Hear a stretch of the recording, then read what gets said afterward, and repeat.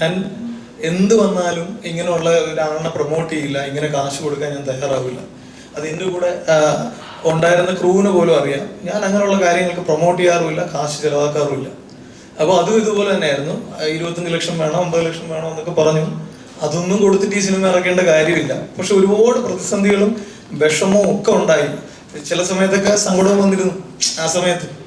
പക്ഷെ ആരോടും പറയാൻ പറ്റില്ല. നമ്മള് ഇപ്പം ഒരു കേസ് കോടതിയിലെത്തിയ ഞാൻ ഒരുപാട് കാര്യം ആഭ്യന്തര കുറ്റവാളി കൊണ്ട് പഠിച്ചു.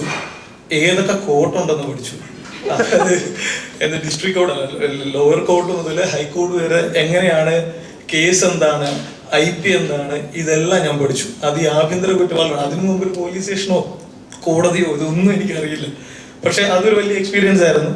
പക്ഷെ ആദ്യം തന്നെ ഞാൻ പറഞ്ഞില്ല, ഈ സിനിമ 17-ാം തീയതി റിലീസ് ആവാതെ വന്നപ്പോൾ ഒരു വിഷമം ഉണ്ടായിരുന്നു എനിക്ക്. കാരണം ഞാൻ ഒരുപാട് പണിയെടുത്തു, ഒരുപാട് എന്താ പറയുക, സുപ്രീം കോടതി വരെ പോയി.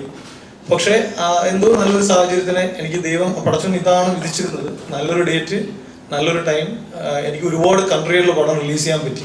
അന്ന് ഇറങ്ങിയിരുന്നെങ്കിൽ കേരളത്തിൽ മാത്രമേ ഈ പടം ഇറക്കാൻ പറ്റുള്ളായിരുന്നു. കാരണം കോടതി വിധി വന്നാലേ ഇത് ഇറക്കാൻ പറ്റൂ, അങ്ങനെ ഒരു സാഹചര്യം ഉണ്ടായിരുന്നു. പക്ഷെ അതെല്ലാം ഞാൻ പറഞ്ഞില്ലേ, പടച്ചോന്ന് ദൈവം ഒന്ന് തീരുമാനിച്ചിട്ടുണ്ടാവും, അതനുസരിച്ച് നടന്നു. സന്തോഷം.